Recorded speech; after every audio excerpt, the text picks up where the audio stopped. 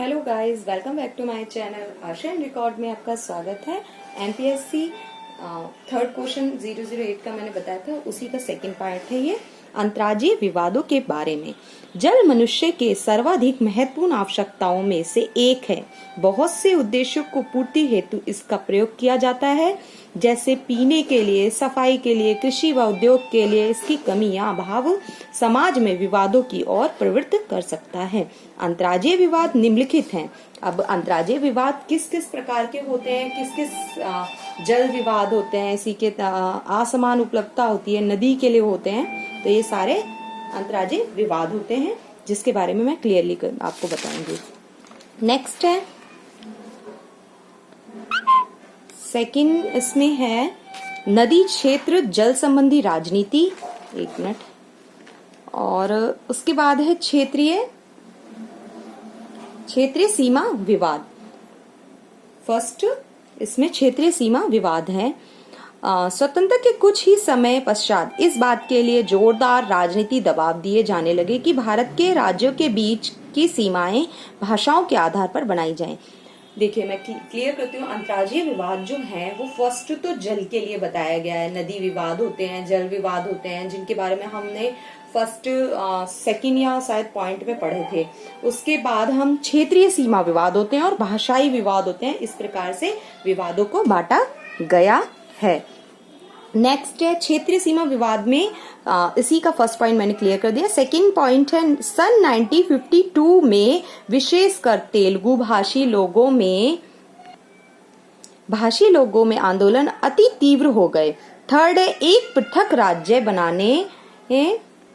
Fourth point है अनशन के परिणाम स्वरूप उनकी मृत्यु हो गई। नेहरू जी ने उनके आत्म बलिदान और त्याग की प्रशंसा करते हुए उनकी मांगों को स्वीकार कर लिया। इसमें कुछ भी ऐसा नहीं है, मैं आपको पॉइंट पे लेकर आती हूँ, आप सोचते होंगे इसे पढ़ देती है, सिर्फ एक्सप्लेन नहीं करती। तो बहुत ही इस तरीके से पॉइंट नहीं बनाती हूँ कि मतलब मैं बहुत ही इंपॉर्टेंट चीजें, ये जो एक एक लाइन के आपको पॉइंट है ना, ये बहुत ही सोच समझ के बहुत अच्छे पॉइंट इधर उधर से देख दाग के फिर आपके लिए नोट्स मैं बनाती हूँ। तो इसमें क्लियर करने की कोई बात नहीं है, तो बीए के भी जो पर्सन होंगे उनको भी समझ आ जाएगा।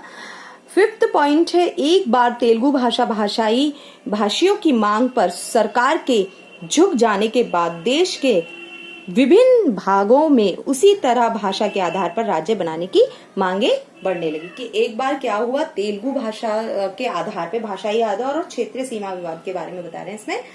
तो उसपे तेलुगु ने मांग की और उनको उनकी मांग मान ली गई, झुक गए उनके आगे। तो फिर सभी भाषाई जो थे वो भी अपनी अपनी मांगे करने लगे। इन मांगों की जांच पड़ताल करने और नए राज्यों की सीमाएं निर्धारित करने हेतु राज्य पुनर्गठन आयोग गठित किया गया। 7 पॉइंट है राज्य पुनर्गठन आयोग के आधार पर पुनर्गठन करने के उपरांत भी बंबई के नए राज्यों में भाषा के प्रश्न पर असंतोष बना रहा। पंजाब को भाषा के आधार पर ही हरियाणा और पंजाब में विभाजित करना पड़ा। इस प्रकार के अलगाव हेतु सिखों द्वारा जोरदार आंदोलन चलाया गया।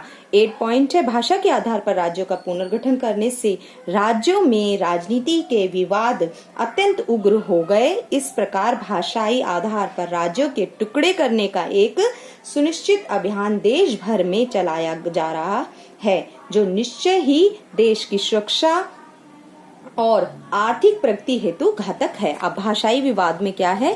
भाषाई विवाद में संविधान सभा के कार्यकाल के अंतर्गत स्वतंत्र भारत के संविधान के